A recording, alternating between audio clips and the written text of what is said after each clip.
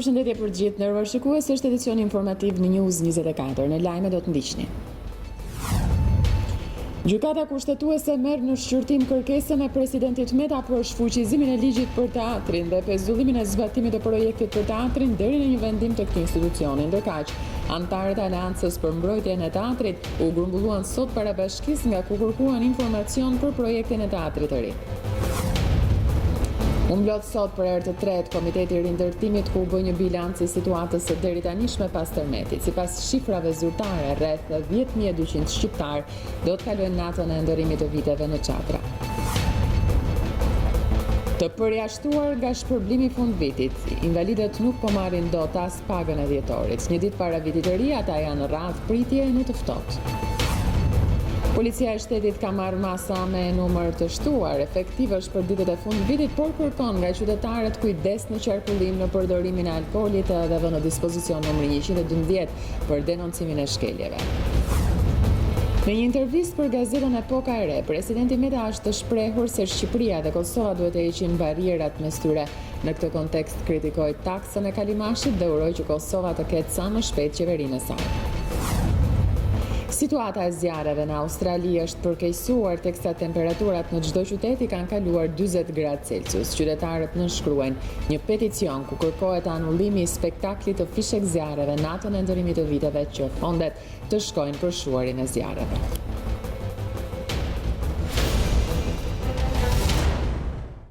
Një tani për më gjërësisht. Presidenti Meta dekreton me rezerva ligjin për buxhetin e vitit 2020, kreu i shtetit thot se për të mos penguar zbatimin e masave të menjëhershme që lidhen me riparimin e pasojave të shkaktuara nga tërmeti datës 26 nëntor, ka dekretuar pavonesë ligjin për buxhetin e shtetit për vitin 2020.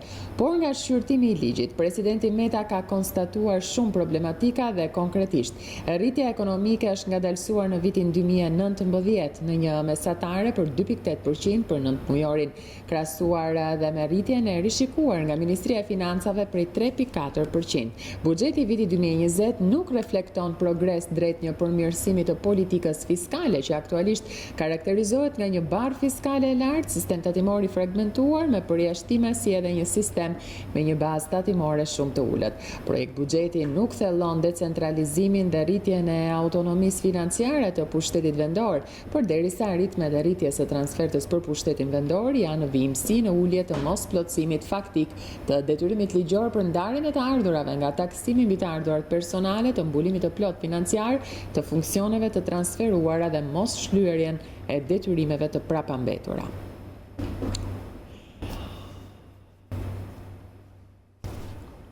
Korporatën e investimeve, financimit të humbjeve të sektorit e energjisë si edhe rritja e kostos së borxhit publik, mos realizimi i rritjes ekonomike dhe i të ardhurave buxhetore si edhe riskjet fiskale në rritje për vitin 2020 në një kontekst të rritjes së detyrimeve ndaj rreziqeve të shumta fiskale do të rezultojnë në uljen e mëtejshme të shpenzimeve të planifikuara për investimet publike, të shpenzimeve të funksionimit si edhe shpenzimeve për paga e shpenzime sociale.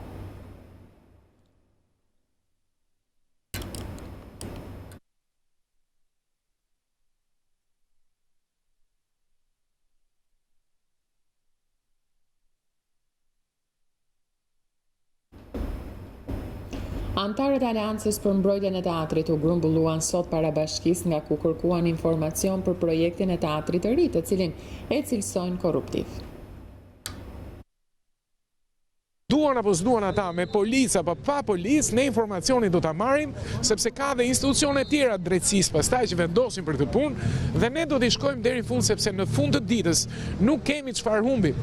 Dhe në fund të ditës do t'i lëm diçka njerëzve, asgjë investuar prej nesh në këto 2 vjet nuk do shkojë dëm dhe ju dhe të gjithë do të jeni të bindur që do zbulojmë se çfarë fshihet mbrapa këtij terri informativ. Do kuptojnë të gjithë që ka korrupsion mbrapa këtij informacioni. Pra ka korrupsion, nuk ka pasur gar, ka qenë paravendosur, ka qenë i paravendosur arkitekti Bjarke Ingels, danezi, që ishte ai i pari që ofroi sepse e thirri kryeministri, ndërkohë që këta thonë është firma Fusha që e zgjodhi arkitektin. Nuk është e vërtetë, janë gënjeshtra. Gjitha këto, kur dali ky informacioni, do bëhen qarta dhe njerëzit do kuptojnë që mbrapa fshihet një korrupsion. Si nga bashkia shkoi atje duke shkelur drejtën vendore se këtu nuk i kishin votat, i kishin vetëm parlament, pastaj bën ligjin special, pastaj ne ja kthyem, pastaj vetë Europa ja ktheu, pastaj këta bën për ta rregulluar më sanë brenda këtij ligji hapën konkurrencën, kur në fakt e garantonin ligje të tjera. Në fakt kjo konkurrencë që ishte nuk është respektuar dhe brenda këtij ligji. Pra do dali që prap këta e kanë shkelur më sanë. Dhe këtu futen sensibilizimi i ndërkombëtarëve që kanë filluar të reagojnë tashmë me Europa Nostrën, që e futën teatrin në një nga 14 vendet më të rrezikuara të Europës. Tani ne jemi qetë partizane, qetë balliste, qetë zogiste, çfarë lloj qete jemi neve. Këtë duhet të sqaroj, po pak mundësi më jepni në një sqarim. Ore, çfarë qete jemi neve? Jemi të armatosur as jemi të armatosur? Drejt që e mori kjo lufta partizane, unë kam respekt për të, po me qeta. Profesorët e Partisë Demokratike Jorida Tabaku dhe Klevis Balliu denoncojnë abuzimin me taksën për arsimin në Tiranë. Janë një prej shkollave të tjera dëmtuara nga tërmeti në Tiranë, Musine Kokalari dhe Las Gush Poradeci do ta ndjekin. Sot, të gjitha këto ishin fasad, njësoj si puna e bashkisë, ishin thjesht propagandë, ishte thjesht një lyerje boje që me tërmetin e 26 nëntorit i nxori me të vërtet bojën punës që Bashkia e Tiranës bën. 22 milion euro janë mbledhur nga viti 2016 deri më sot për taksën e infrastrukturës në arsim. 22 milion euro që duhet ishin investuar në shkolla, në kopshte, në çerdhe, ndërkohë që Tirana, megjithëse pasojat e tërmetit nuk ishin ashtu si në zonat e prekura më rënd, ka numrin më të madh të shkollave të cilat janë dëmtuar nga tërmeti. Pothuajse 20 shkolla janë shpallur të papërdorshme dhe 20 shkolla sot janë bosh. 1200 nxënësit e kësaj shkolle janë shpërndarë në për shkolla të tjera të zonës, nuk kanë asnjë përgjigje se kur do të rifillojë mësimi, po njëkohësisht e njëjta situatë është edhe me familjet e prekura nga tërmeti. Kombinati është një nga zonat që ka numrin më të madh të familjeve të prekura. Struktura e Partisë Demokratike Dega 6 këtu pothuajse për ditë ka qenë në terren duke i vizituar zonat më të prekura. Janë banorë të cilët ndodhen sot në tenda, janë jashtë shtëpive të tyre dhe nuk i është dhënë asnjë zgjidhje. E vetmja zgjidhje qesharake është një bonus qeraje prej 15.000 lekësh të reja, ku familje me 10-12 persona presupozohet që të marrin në qytetin e Tiranës një banesë me një qerat të tillë që është pothuajse e pamundur. Ky vit i ri do të jetë shumë i trisht për këto banorë, do të jetë i trisht edhe për qytetarë që janë prekur nga tërmeti. Partia Demokratike nuk e zëvendëson dot qeverinë, megjithse jemi duke bërë maksimumin dhe duke u gjendur pranë këtyre banorëve. Por Bashkia, Ministria e Arsimit, të gjithë institucionet duhet vinë dhe të marrin përgjegjësi. Mjaft lozën me jetët e këtyre njerëzve, me pronën e këtyre njerëzve, mjaft lozën me sigurinë e institucioneve arsimore. Duhet patjetër një orë më parë të investojnë atë taks që kanë paguar qytetarët e Tiranës, taksën e infrastrukturës në arsim, për shkollat, për kopshtet, për çerdhet, të cilat i kanë rikonstruktuar në mënyrë korruptive. Tek shkolla Las Gush Poradeci, në kombinat me përfaqësuesit e Partisë Demokratike Degës 6 për të denoncuar vjedhjen makabre të bashkisë, ku paratë e qytetarëve, taksat e qytetarëve, të cilat shkojnë për infrastrukturën arsimore, janë çuar dëm, janë vjedhur, pasi në këtë shkollë nuk është bërë asnjë investim dhe pasojat duken qartazi që shkolla sot për shkak të tërmetit është mbyllur, për shkak të mungesës investimeve është mbyllur. Pyetja themelore është ku shkojnë parat e qytetarëve. Në këtë shkollë, pak kohë më parë, janë bërë disa punime për lyerje bojrash, të cilat i shërbejnë për propagandë dhe për fotografi Bashkisë Tiranës, por nuk është bërë asnjë punim serioz duke bërë matjet e duhura të nevojshme dhe të parashikuara nga ligji. Dhe është kjo arsyeja themelore që pse sot shkolla është e mbyllur.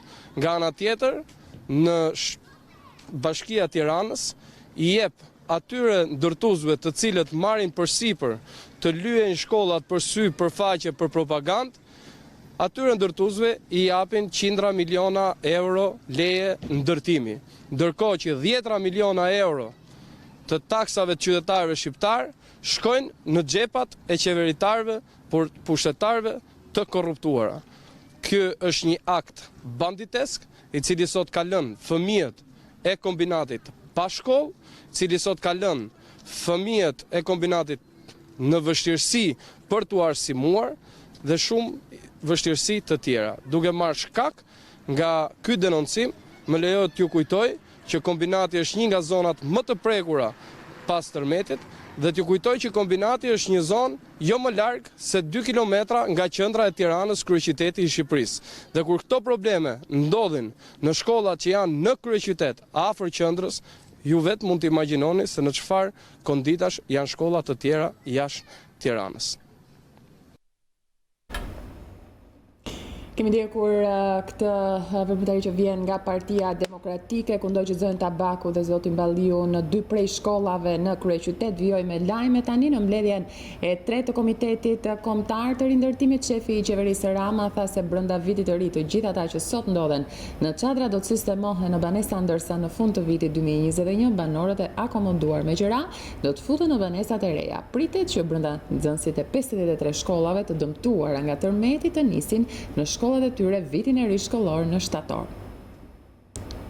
2020, të gjithë ata që sot jetojnë në fshat, që për arsye legjitime nuk janë spostuar në sistemin e qerave në zonën urbane, thjesht kanë kërkuar një çadër dimërore në oborët e tyre, duhet futen në shtëpi të reja. Asnjë nuk mundet dot ta lejojmë, ta lëmë që të kalojë vitin e ri 2021 në çadër. Ky është objektivi i parë. Ne hyrim me pranverën dhe fillimin e pranverës, marsin, maksimalisht marsin, të fillojmë të bëjmë spostimin e familjeve që jetojnë në fshat, në çadra, në shtëpi. Spitalet, qendra shëndetësore, shkollat duhet rindërtohen të gjitha brenda në mënyrën e parë. Që do të thotë që viti i ri shkollor për fëmijët të cilët kanë humbur shkollën e tyre për shkak të rënimit nga tërmeti, duhet të nisë në shkollat e reja shumë më të mira se ato që kishim përpara tërmetit. Lagjet e reja, ambicia është që brenda 6 muajve të parë t'i kemi në kantier. Natyrisht do të kërkojnë më shumë kohë. Objektivi është që deri në fund të vitit 2021 të kemi filluar në pjesën më të madhe akomodimet e banorëve që sot janë me qira në zonën urbane në apartamentet e reja. Presidenti i Republikës Ilir Meta në analizën që i bën reagimit pas tërmetit të 26 nëntorit shprehet se institucionet treguan dobësi në përballimin e situatës emergjente. Në rrëfimin për gazetën kosovare Poka e Re, kreu i shtetit vlerëson solidaritetin e Republikës Kosovës. Kreu i shtetit përsërit qëndrimin e tij kundër vendosjes së taksës së qarkullimit në rrugën e Kombit. Tërmeti shkatruesi 26 nëntorit, sipas presidentit të Republikës Ilir Meta, tregoi dobësitë e institucioneve shtetërore shqiptare në përballimin e situatave emergjente. Në intervistën për gazetën e Kosovës Poka e Re, kreu i shtetit thekson se po punohet për një plan konkret veprimi dhe për rindërtimin e rikuperimin e të gjitha pasojave. Pasojat e rënda që la pas tërmetit treguan dobësitë tona në përballimin e këtyre situatave emergjente dhe besoj kemi nxjerrë mësimet e duhura se si t'i përballojmë masat dhe reagimet në të ardhmen. Aktualisht jemi të përqendruar në sigurimin e strehimit dhe shërbimeve të tjera të domosdoshme për të gjithë njerëzit që kanë humbur shtëpitë e tyre. Presidenti Meta vlerëson maksimalisht ndihmën e menjëhershme dhe solidaritetin e treguar nga Republika e Kosovës dhe qytetarët e saj, çka sipas tij nuk do të harrohet kurrë. Tërmeti 26 nëntorit tundi si asnjëherë më parë themelet e shumë ndërtesave në Shqipëri, por tregoi se themelet e solidaritetit mbar shqiptar janë më të forta se kurrë. Shqipëria dhe Kosova çdo herë kanë qenë dhe do të mbeten të parët në krah të njëra tjetrës dhe ne kurrë nuk do të harrojmë këtë solidaritet dhe këtë ndihmë të jashtëzakonshme. I pyetur për taksën e kalimit të rrugës së Kombit, presidenti i Republikës rikujton se ka qenë kundër saj, pasi dekurajon lëvizjen e lirë të qytetarëve dhe shkëmbimin tregtar në të dy anët e kufirit. Ai kërkoi që dy vendet tona të rrëzojnë të gjitha barierat administrative dhe burokratike. Ju e dini qëndrimin tim për taksën e kalimashit. Kjo është një taks mjaft e gabuar dhe dekurajuese, duke patur parasysh se sa i rëndësishëm është për Shqipërinë dhe për Kosovën ky qarkullim pa pengesa midis qytetarëve tanë. Por edhe për tregtinë po të kemi parasysh se sa e kushtueshme është sidomos për të vënë në funksion të Kosovës dhe portet e Shqipërisë në të ardhmen. Shqipëria dhe Kosova në të gjitha fushat duhet të forcojnë pa më të voglin hezitim bashkëpunimin dhe të rrëzojnë të gjitha barrierat administrative dhe burokratike. Në një periudhë kur Kosova është ende pa qeveri, Ilir Meta uron që dy forcat politike fituese të arrijnë konsensusin. Uroj që lëvizja vetëvendosja dhe lidhja demokratike e Kosovës në partneritet dhe përgjegjësi të vendosin sa më parë për krijimin e institucioneve të reja qeverisëse. Kosova i ka të gjitha mundësitë të jetë një shembull i mirë qeverisjes në rajonin tonë. Një urim të veçantë me rastin e vitit të ri, presidenti Meta e ka për proceset integruese euroatlantike të Shqipërisë dhe Kosovës. Uroj për një Shqipëri me negociata të çliruara me Bashkimin Evropian dhe për një Kosovë pa regjim vizash me Bashkimin Evropian, shumë pranë saj dhe NATO-s. Familja Biçaku, banesa e të cilëve u shkatërrua nga tërmeti 21 shtatorit, është e para në qytetin e Kavajës që përfiton shtëpi falas nga bashkia. Institucioni pushtetit vendor ka projektuar ndërtimin e 21 banesave të reja për të dëmtuarit. 2 ditë para vitit të ri, bashkia Kavaj ka gëzuar familjen Biçaku duke e bërë me shtëpi të re. Shtëpia e bujar Biçakut në fshatin Momzota ishte dëmtuar rënd nga tërmeti 21 shtatorit. Ajo është e para banes nga 21 shtëpit që bashkia ka projektuar për të ndërtuar për shkak të dëmtimeve të mëdha që posuan nga 2 tërmetet e fundit. Kryetari i bashkisë së Kavajës, Redian Krali, vizitoi familjen Biçaku, ndërsa kryefamiljari 33 vjeçar po lufton me vdekjen që prej muajit korrik në spitalin e traumës në Tiranë. Më afruan në ndihmë shumë donator, gjej rastin të falenderoj, është shtëpia e parë, njëkohësisht vazhdojnë dhe 20 shtëpia tjera njëkohësisht të ndërtuar.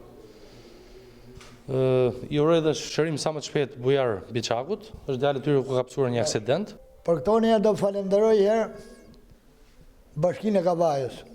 Ka bërë nder, më ka ndihmu me fatkeqësinë që më navi mu, edhe qytetin e Kavajës ka kontribu për djalin tim, e në ati inshallah, Zoti ju është përbledh gjithë, kaq inshallah. Bujar Biçaku, 33 vjeç me 2 fëmijë të vegjël, posoi një aksident shumë të rënd në korrik. Ai është nënshtruar disa ndërhyrjeve kirurgjikale, por gjendja e tij shëndetësore është e rënduar. Presidenti i grupit Eurosig Kadri Morina thekson se pas fatkeqësive natyrore, siç ishte rasti i tërmetit të 26 nëntorit, por edhe zjarri në Pogradec, qeveria duhet të përgatisë një ligj të posaçëm për sigurimin e pronës. Ai nënvizon se në rast të nevojë, qytetarët do të dëmshpërblehen menjëherë pasi financat e kompanive të sigurimit janë të garantuara. Ngjarje e rëndë në Pogradec, ku për shkak të zjarrit u dogjën 12 apartamente, risjell në vëmendje nevojën për sigurimin e pronave. Presidenti i grupit Eurosig Kadri Morina thekson se sigurimi i pronës duhet të jetë i detyrueshëm, një domosdoshmëri për të cilën qeveria duhet të prezantojë një nismë ligjore konkrete. Ai këmbgul se sigurimi nuk duhet gjykuar si taks, por si shërbim që qytetarët marrin në rast nevoje. Mendoj që qeveria duhet të avancojë me shpejtësi për të bërë ligjin e detyrueshëm të pronave, i ligj i cili kam dëgjuar që shumë ekspert arrin e komentojnë edhe si taks. Unë do të thosha diçka tjetër, që taks është vetëm në këto momente si që tërmeti 26 nëntorit, që qeveria ka marrë përsipër që nga taksapaguesi shqiptar të paguajë gjithë damat e tërmetit, nuk është e logjikshme që t'i bëhet presion qeverisë që kjo është taks, pasi kjo është një shërbim. Dhe është një shërbim që ti e merr mbrapsht. Për shembull dje në Pogradec, ndodhen ai zjarr shumë i fuqishëm i cili me sa mora vesh janë rreth 12 shtëpi që janë djegur dhe ato banorë kanë ngel qiell të hapur. Atëherë, po të kishin këto siguri, të shtëpia të siguruara, vetë kuptohet që mrena 2-3 ditë kompanitë të sigurimit do kishin do i kishin dëmshpërblyer në vend të paktën duke u shpëtuar atë dhimbjen ekonomike dhe jo shpirtërore. Zoti Morina thot se në djenin e tij, ekspertë të Bankës Botërore po punojnë në hartimin e një projekt ligji për sigurimin e pronës, por i kanalizuar vetëm në një drejtim, duke lënë pa mbuluar dëmet nga rreziqe të tjera. Kam dëgjuar kohë të fundit që Banka Botërore, ekspertët po mirën me një ligj të detyrueshëm, të cilët me sa duket doin ta fokusojnë vetëm thjesht si një ligj i detyrueshëm ndaj tërmetit, po ja që ndodhi dje zjarri, po ja që nesër mund të ndodhin përmbytje. Pra ligji do të jetë i inkuadruar plotësisht si për zjarrin, për tërmetin, për përmbytjet, për një aksident që të ndodhë, si të thomë, si rezultat i një aksident që më ndodhë nga komshit, e tjetër më radhë, pra tjetë i kompletuar dhe që nesër qytetari të jetë i siguruar për jetën e tij, për pronën e tij dhe shteti të ketë vetëm një detyrë në momentin e parë si qenë zjarfikset për t'u dhënë ndihmën e parë emergjencës dhe në rastin e dytë pastaj menjëherë shkon mbrapa kompania e sigurimit, ashtu siç ndodhi në tërmetin 26 nëntorit, që kompanitë e sigurimeve arritën të paguajnë në një mas, besoj akoma nuk e kam shifrin e saktë për të gjitha kompanitë, por me sa duket është rreth 30 milionë euro. Shumë e parave që qytetarët do duhet të paguajnë për të siguruar shtëpit, sipas presidentit të grupit Eurosiginsik, Kadri Morina, nis nga 50 euro. Përfitimet, thot ai, janë të garantuara.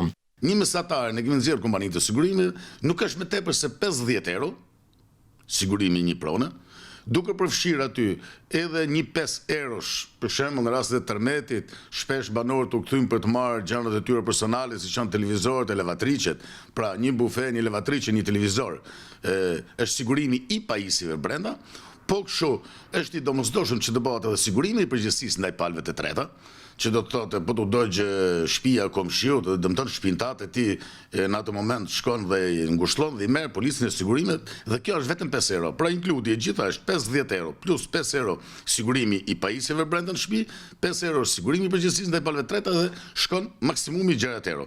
Dhe me këtë 60 euro një çift duhet të paguaj jo më shumë se 12 lekë të reja në ditë. Por mos të harrojmë që për këtë 60 eurosh në çdo ditë që mund të ndodhë një fatkeqësi, si me zjarrin, si me tërmetin, si ujë, si përmbytja, gjithçka, ai merr mbrapsht 100 euro. Për Kadri Morinën, vëmendja duhet të përqendrohet edhe tek sigurimi i atyre punonjësve të shtetit, të cilët janë në vijën e parë të ndërhyrjes së shpejtë, duke përballuar rreziqet, sikundërisht e rasti i zjarfiksit në Pogradec, i cili u lëndua gjatë ushtrimit të detyrës. Është vendimi i qeverisë për disa shtresa të specifikuara që janë gjithmonë përballë rrezikut, të bëhet sigurimi i jetës dhe aksidentet e tyre në punë, për shembull siç është rasti i minatorëve, është rasti i forcave të armatorësve që shkojnë në misione jashtë shtetit, për këto kam dieni dhe janë të siguruara, por në mënyrë urgjente nëse janë të siguruar zjarfiksit janë të parët që duhet të sigurohet jeta e tyre, duhet të sigurohet në aksidentet e tyre, se ata janë të njerëzit e parë që përballen me rrezikun, ata janë njerëzit e parë që përballen me shpëtimin e jetës njerëzve. Por a kanë kapacitete financiare kompanitë shqiptare të sigurimit për të përballuar kostot e dëmeve? Zoti Morina jep garancinë se gjithkush që është i siguruar e mund të preket nga fatkeqësitë natyrore apo çdo dëm tjetër do dëmshpërblehet, pasi vetë kompanitë e sigurimit kanë kapitalin e tyre të siguruar në agjencitë më të mëdha në botë. Kompanitë e sigurimit nuk janë jo vetëm që janë të mirë kapitalizuara në Shqipëri, po kompanitë e sigurimit janë edhe të risiguruara në tregun e jashtëm botror. Për shembull, në tërmetin 26 të nëntorit, të gjitha kompanitë e sigurimit kishin deri mbi 600 milionë euro të risiguruar kapital të tyre jashtë. Pra kompanitë e sigurimit kanë edhe kompani tjera që partnerët e tyre që mbi kapitalin e vet mëjnë dhe qojnë risigurusi, eksportojnë rreziqet tek risigurusi jashtë. Për shembull, grupi Eurosiginsik kishte 200 milionë euro të risiguruara në kompanitë më serioze që është Lloydsi, që është Generali, që është Hanovria. Sipas presidentit të Eurosiginsik, nëse pronat e dëmtuara nga tërmeti 26 nëntorit do të ishin të siguruara, parat që do viheshin në dispozicion për dëmshpërblim do kishin ndikim direkt në ekonominë vendase, pasi do shndërroheshin në të ardhura pozitive për shtetin, i cili jo vetëm nuk do disbursonte nga buxheti i tij, por të ardhurat do ndikonin në GDP-n e vendit. Të përjashtuar nga shpërblimi i fundvitit, invalidët nuk po marrin dot as pagën e dhjetorit. Një ditë para vitit të ri, ata janë rradh pritje në të ftohtë.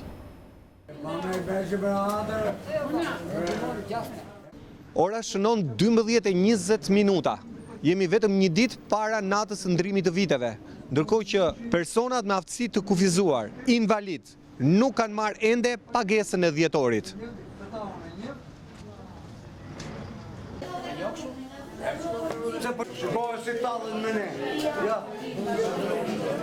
Jam invalid i plot, i verbër dhe me epilepsi dhe nuk duroj dot. Nga data 25 të doj merrni me datë 29, 30, 31, si të doj qevi këtyre. Sot çfarë u thanë? Sot na thonë që ne prisin orën 9, prisin orën 10, prisin orën 12, prisin orën 1 tashti, si të paguaj ujin, korrentin, telefonin. Me kamas paguat ajo. Pensionistat ja po marrim shpërblime, nes po marrim rrogën. Shkon bashkia madhe, thot jam 31 thot, afatim. Natën e vitit të ri. Po ju nuk kemi marrë as rrogë as shpërblim apo jo? As rrogën as shpërblim, të dyja bashkë. Talë më neda, hajde në këtor, vitë tu, kemi 100 mjesë që kom martu. 100 mjesë, tani akoma thot, në 12, 11 sot, ora shkojnë 12 sot, një, për shkojnë ora. Akoma s'po jep degë. Që të stem? Më që të stem? Këtë gjem? Kemi degë, nësë kemi degë. O jemi s'pun jem, 2-3 që të zinë tunë. A ku shira mund, ku të janë mund? Nuk e di, që si ja puna. Që të honë, s'ka lek honë. Kam fëmin smur, kam 32 vjeç, kam 2, jo 1, po kam 2. I kam të smura. Nuk i vënojnë lekët. I vënojnë vit për vit. Po të paktën i qikë për para, mos bëhet jurudi kështu. Mos bëhet. Çfarë u kanë thënë sot, do t'i merrni sot? Po di una, nuk e di çfarë do bëhet sot, nuk e di. Nesër e funit. E funit, dita funit. Si ka mundësi të vënohen lekët kaq shumë. O qikë për parat në i binë, se ne do bëjmë vit në ri, do gëzojmë fëmijët. Sot, po thuaj se të gjitha që e kufizuar nuk ka marrë para dhe nuk besoj të marrë as nes ato pagesat e vogle që takojnë. Për fat keq, qeveria nuk planifikoi as një shpërblim modest për vitin e ri për ta. Kjo është një histori që përsëritet. Sot, unë kam disa qindra klient që po bëjnë gjyqje për të marrë detyrimet e prapambetura prej shumë vitesh. Kjo është një histori që s'duhet përsëritet, sepse shteti ka detyrimi ligjor t'i bëj këto pagesa çdo muaj. Shoqata të verbër i ka bërë thirrje prokurorisë që të fillojë hetimin, cili është shkaku i vërtet. Është neglizhencë e pushtetit vendor që nuk i ka paguar, apo është shkelje e ligjit nga ana e institucionit qendror që nuk i kanë planifikuar këto fonde për muajin dhjetor. Do të shkojmë në një hapësirë publicitare.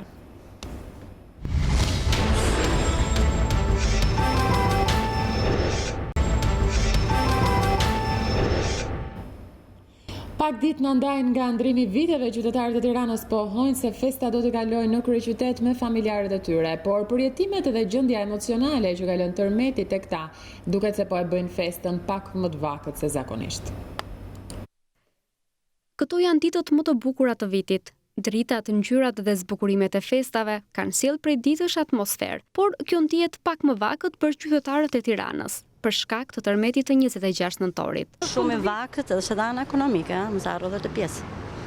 Edhe kanë anë ekonomike, sado që është po shumë, jemi edhe të preku në zemër shumë, për ato njerëz, për ato fëmijë, megjithatë japim forcë shqiptarët kudo që janë gëzuar, por jemi shqiptarë, jemi të fortë, do ta përballojmë. Ndjehemi shumë keq, me thënë drejtën. Po ndjehemi për ato që ikën. Për shtëpia që ikën. Është ndryshe kur ndjehemi jashtë masa, tash mos më pyet se më drejt mishi. Edhe prandaj ndoshta nuk do ta shtoj tavolinë aq shumë. Fare. Po kokat e njerëzve të shtëpit, kokat e mbi të gjithë. Përjetoni akoma këtë? Jashtë masa, jam uzudhi. Jashtë masa. Atmosfera është në qike dobët, sepse nga tragedie tërmeteve, jo vetëm ata, po jemi prekur dhe ne. Dhe ne jemi prekur, pavarësisht se s'kemi dëme, po jemi prekur sepse na vjen keq, sikur të mish ndodh mua. Është një njëjta punë. Kështu që është në qike vrar, pak. Pak ditë në ndajnë nga mbyllja e vitit të 2019, periudhë kjo kur qytetarët zgjedhin që të kalojnë momentet festive me familjarët e tyre. Të pyetur nga News24 ata pohuan se natën e ndrimit të viteve do ta kalonin në shtëpi me familjarët. Sa i takon shpenzimeve, thonë se do të jenë modeste. Të ndrimit të viteve me plakët të shtëpia. Shpenzoni shumë? Si mas takatit se në pensionist jemi, mirë do të përjetojmë. Me pak shtërnges, po mirë. Ne do t'i kalojmë ke prindrit. Si ndjetë atmosfera e fundvitit? Era mirë, ja, po dalim po bëjmë akoma psonisje. Edhe qendra e kudo që ka ecur tamam, sikur në Europë, me standarde europiane zbukuruar Tirana. Bravo i qoftë kryetarit bashkisë. Pensionista jemi. Pensionista, dhe shpërblimin që morën, po blejmë të gjitha. 30.000 lek ishte, mirë. Me kushtet që janë shumë është. Mirë. Po, jashtë është më mirë, po kështu e kemi standardin të në Shqipërinë. Sipas gjendjes se Shqipëria kjo është. Në shpinë. Shpenzoni shumë? Sa të shpenzojmë, s'ka me shpenzu. Po në shtëpi do i kalojmë shumë, po, me familjen. Jo të kanë shumë qef, do më thënë pemë, ndritat, jo do vi gjeli, gjërat gjitha me radhë. Si çdo vit, nuk ka asnjë ndryshim. S'kemi me shpenzu si mas mundësisë. Ku do t'i kaloni këtë fund? Në Shqipëri. Në shtëpi, në lokal? Në shtëpi. Lokal. Ndërsa për shumë qytetarë të tjerë, ndrimi i viteve është kthyer në një traditë për të kaluar festat përtej kufive. Festat e fundvitit kanë rikthyer në dhe shqiptarët që jetojnë dhe punojnë kryesisht në vendet e Europës, në pikat kufitare të Kakavijës dhe Kapshticës, ka patur fluks të shtuar, por mjetet që hyjnë dhe dalin nuk janë përballur me radhë të gjata pritje pasi është punuar me sportele të shtuara. Fundviti ka sjellë edhe në Durrës rritje të numrit të udhëtarëve që zbresin në këtë port.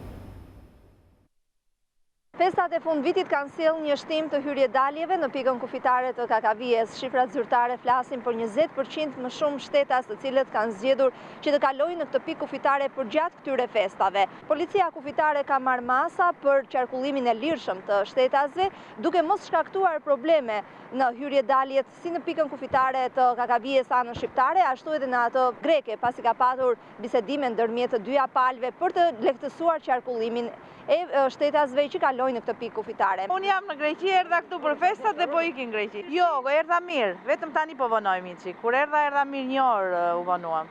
Shumë mirë. Ne po shkojmë ke djali, do festojmë atje, na vuri detyrim djali, a do vini këtu aska? Kaj po bëjmë një orë. Festet i bëjmë atje vitin e ri.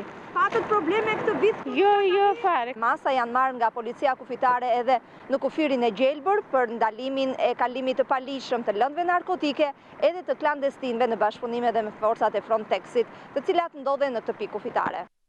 Festat e fundvitit i kanë rikthyer në atë dhe shqiptarët që jetojnë prej vitesh në Greqi, kundryshe nga vitet e kaluara nuk janë përballur me radhë dhe pritje të gjata në pikën e kalimit kufitar të Kapshticës. Numri më i madh ka qenë në hyrje me 4900 shtetas, të cilët kanë zgjedhur të kalojnë festat e fundvitit tek familjarët e tyre në Shqipëri, por ka edhe nga ata që kanë zgjedhur shtetin fqinj për të festuar. Brënda 24 orëve kanë hyrë 4900 shtetas dhe kanë dalë 3779. Është punuar me 7 sportelet që ka evituar radhët e gjata në doganën e Kapshticës. Për festat vim tash. Jo, as kur kemi hyrë, as kur kemi dalë. Unë si person nuk kam probleme. Tash unë me sa shoh nuk ka asnjë problem. Keni zgjedhur të kaloni festat në Shqipëri? Patjetër. Po ktheheni në Shqipëri për festat? Po. Në krahasim me vitet e tjera, si ka qenë si vjeta? Ka pasur probleme në hyrjet apo në daljet? Jo, shumë mirë, çdo gjë në rregull. Sa keni pritur? Pas 10 minuta. Ku po ktheheni ti festoni? Në Elbasan. Ka qenë shumë mirë, jemi të kënaqur gjithë tani. Tani vazhdojmë rrugën, çoj, si do vazhdoj. S'kishte ndonjë probleme, çdo gjë ishte në rregull. Sa po prisin? Sa keni shpresin këtu? Besoj 5 deri në 10 minuta, jo shumë.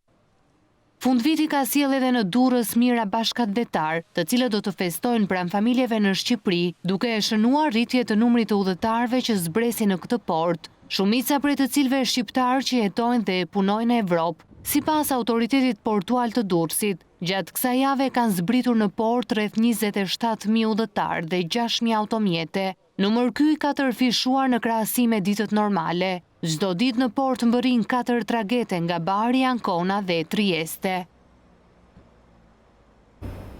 Drejtori i policisë rrugore Edmond Tarka e ka folur në lidhje me masat e marra nga policia rrugore në të gjithë vendin, me qëllim parandalimin e aksidenteve rrugore gjatë natës së ndërimit të viteve dhe ditëve të para të vitit të ri. Ai tha se në akset kryesore ka prezencë të shtuar punonjësish policie dhe radar dhe u bëri apel qytetarëve që të mos drejtojnë mjetin në efektin e alkoolit. Drejtoria e policisë rrugore, në zbatim planit masave të drejtorisë përgjithshme në rastin e festave të fund vitit, edhe Drejtoria e policisë rrugore, për monitorimin e rrugëve interurbane dhe urbane, ka marrë gjithësër masash. Konkretisht në të gjitha akset rrugore janë vendosur radar për matjen e shpejtësisë, për drejtuestë e mjeteve të cilët lëvizin tej normave. Ndërkohë edhe janë vënë në funksionim të gjitha asetet që kemi ne për sa i përket matjes pija alkolike me drage. Për shkak të fluksit të shtuar ditët e fundit për festat e fund vitit, në gjithë teritorin e vendit ka masa shtesë të policisë për parandalimin e aksidenteve rrugore. Kështu që në gjithë akset do të ketë ndoshta një çik shtesë punonjësish, ndërkohë edhe me rastin e festave të fund vitit, ku në gjithë sheshet e Shqipërisë do të ketë grumbullime, por dhe do të festohet, policia në bashkëpunim me policitë vendore, por dhe me policitë bashkiake, ka marrë masa që këto festat kalojnë me normalitet. Japim disa porosi për drejtuesit e mjeteve, të cilët do të lëvizin në festat e fund vitit, qoftë për të shkuar në banesat e tyre, qoftë edhe për të festuar. Ju lutem që në lëvizjet e tyre, ndoshta të lëvizin një çik më shpejt sepse do ketë trafik të shtuar, por në festat e fund vitit kur dhe ata janë njerëz do të festojnë si gjithë të tjerët, i porosisim që të mos përdorin drejtuesit e mjeteve lëndët këtë pijet alkolike, por në të tilla raste të përdorin ndoshta edhe transportin publik, por dhe drejtues të tjerë mjetesh të cilët nuk e përdorin pijen alkolike. Do të ketë, siç thash, njerëz dhe punonjës policie në detyrë, edhe natën e fund vitit, por edhe pas, edhe para. Dua të uroj të gjithë qytetarët shqiptar, me që më jepet mundësia nëpërmjet jush, të gëzuar festat e fund vitit, të jetë një vit sa më i mbarë dhe për ne me sa më pak aksidente. Këto ditët e fundit është vënë në re një trafik i shtuar kryesisht në kryeqytet. Sa efektiv policie rrugore janë në terren? Aktualisht, siç e thash edhe më lart, në gjithë territorin e vendit, bazuar te plani masave të drejtorisë përgjithshme, edhe Drejtoria e policisë rrugore ka bërë plan masa shtesë, ndërkohë të gjithë kapacitetet e policisë do të jenë 24 orë në punë, pa thënojnë shifër, janë gjithë punonjësit e policisë, të cilët funksionojnë me shërbime sipas orareve, do të jenë në detyrë. Po pse gjithë ky trafik në fakt edhe ky menaxhim? Për shkak të faktit sepse në të gjitha pikat tona kufitare ka një fluks të shtuar mjetësh. Deri dje janë rreth 70.000 mjetësh shtesë të hyrë në territorin e Shqipërisë. Cilat do të jenë disa nga akset ku do të ketë prani të shtuar të efektivëve të policisë rrugore? Po të gjitha akset kryesore që lidhin kryesisht qytetet kryesore të Shqipërisë me pikat tona të kalimit kufitar, do të ketë masa shtesë të qarkullimit rrugor, por dhe qytetet kryesore siç janë Tirana, Elbasani, Durrësi, Fieri, qytetet e mëdha të Shqipërisë, të cilët do të festojnë, por dhe qytetet e tjera do të ketë fluks banorësh, lëvizësh dhe mjetësh, ndërkohë do të ketë edhe punonjës shtesë qoftë në qytete, qoftë edhe në zonat rurale. Një person ka humbur jetën si pasojë një aksidenti në aksin rrugor Milot Tiranë, sipas policisë mesditën e kësaj të hënë tek mbikalimi Patokut, automjeti tip Audi me drejtues shtetasin me iniciale EH është përplasur me një ciklomotor me drejtues gjok në dokën. Si pasojë përplasjes, ku i fundit ka gjetur vdekjen e menjëhershme, po hetohet për të sqaruar rrethanat e aksidentit.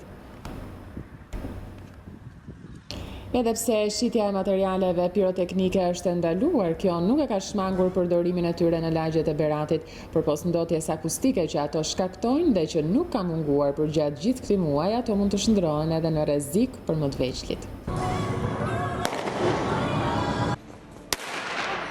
Edhe pse nuk lejohen dhe shteti i ka ndaluar të tregtohen prej vitesh, materialet piroteknike i shohim në çdo qytet të Shqipërisë. Në Berat, në rrugët e tij, sheh fëmijë të cilët të hedhin në shashka të pafriksuar nga askush, ndërkohë që ende nuk ka një konfirmim zyrtar nga ana e policisë nëse janë sekuestruar apo evidentuar dyqane që shesin këto materiale piroteknike në mënyrë të kundralishme. Sa ditë keni që i ndjeni që hidhen në rrugë? Nga 10 ditë po, andi nga xhirona në qendrë, tamam. Hidhen. A i dini ju që janë të ndaluara? Nëse edhe, me dim që janë ndaluara, të bedishme janë. Nuk durohen. Nuk durohen fare. Dhe janë të dëmshme. Janë të dëmshme? Po. Ti vetë hes shashka? Jo, sel. Duhet të jenë të ndaluara? Për vendimin tim, ja. Lejohen, se festat janë lejon. Janë çiksi të rrezikshme. Po mirë, shashka tani mos t'i hedhin nëpër vende publike. Edhe pse të ndaluara prej 2 vitesh dhe për ata që i tregtohin merren dhe masa me gjobë dhe ndëshkime të tjera, sërish ato shiten në qytetin muze të Beratit.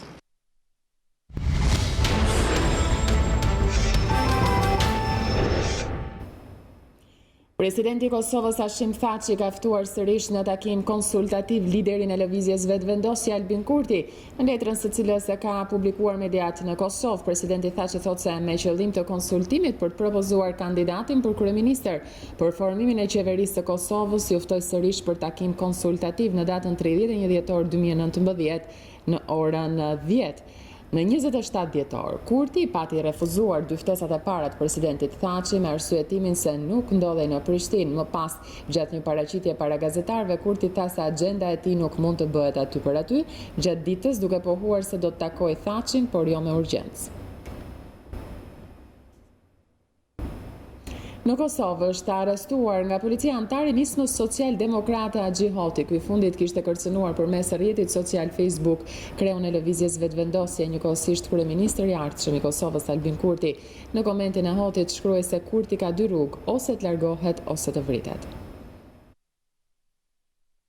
Policia e Kosovës ka arrestuar dhjetorin antar i nismës social-demokrate pas një kërcënimi që i bëri lideri i televizjes vetëvendosje dhe kryeministit të ardhshëm të Kosovës Albin Kurti.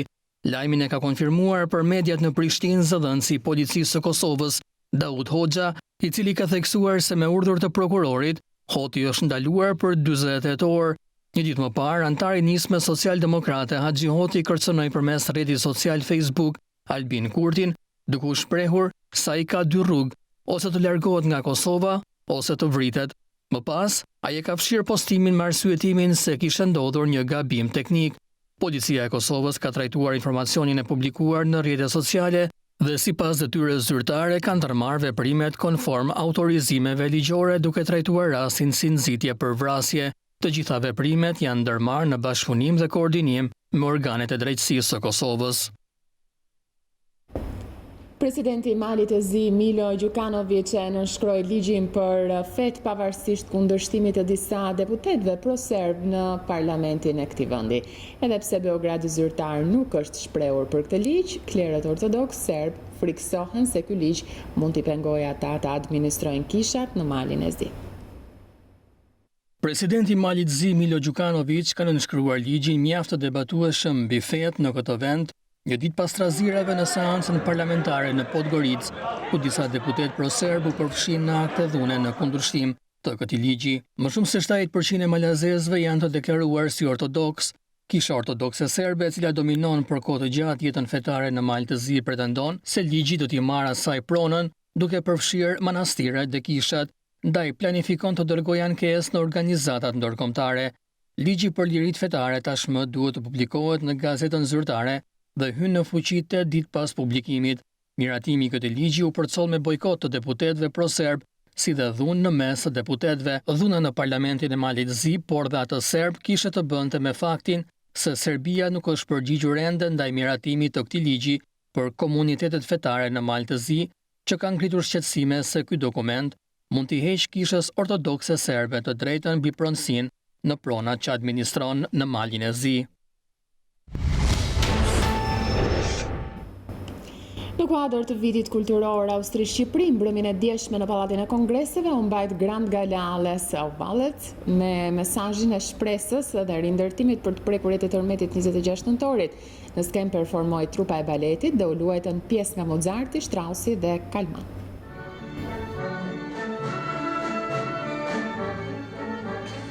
Ales Valcer, mbrëmja gala kushtuar shpresës së rindërtimit dhe mbështetjes për ata që nisën vitin e ri në vështirësi. Për 120 minuta, arti përsolli mesazhe në zemër të Tiranës, në dirigjimin e Ernest Thais dhe koreografi të Renato Canelës, duar trokitjet zgjatën si për të konfirmuar falenderimin ndaj Austrisë, mike të shqiptarëve.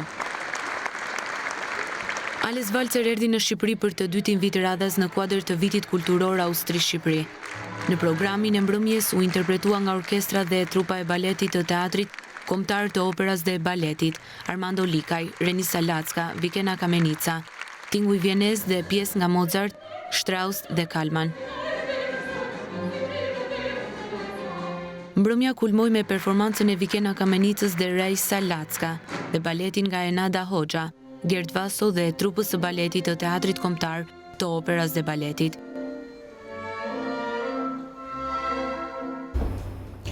Aktivistja Brikena Qama ka organizuar në Athinë panairin e librit të ardhurat e të cilit do të ofrohen për familjet e prekura nga tërmeti 26 nëntorit.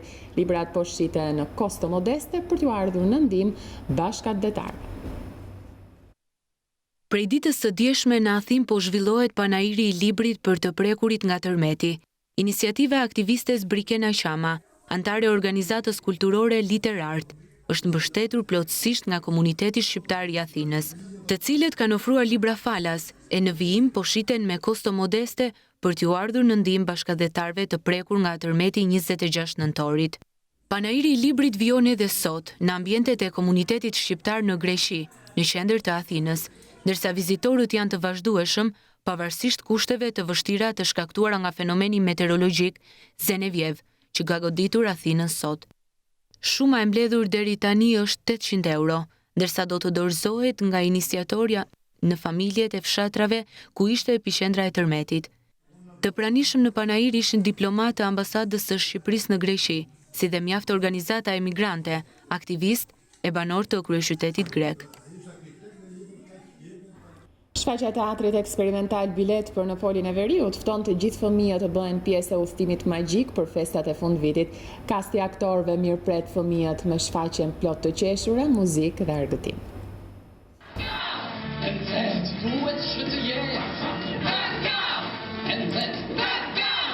Udhëtimi magjik Bilet për në Polin e Veriut do të shoqërojë fëmijët dhe ardashësit e vegjël përgjatë festave.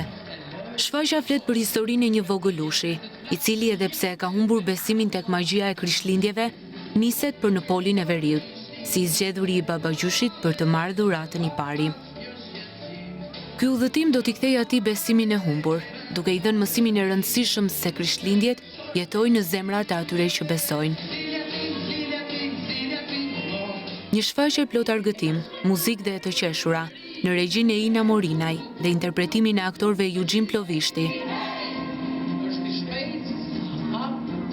Bayram Dosti, Julian Hurda, Ledia Çeli, Ermir Hoxhaj, Deliana Topulli dhe Elona Mamo do i shndërroj festat në magjike.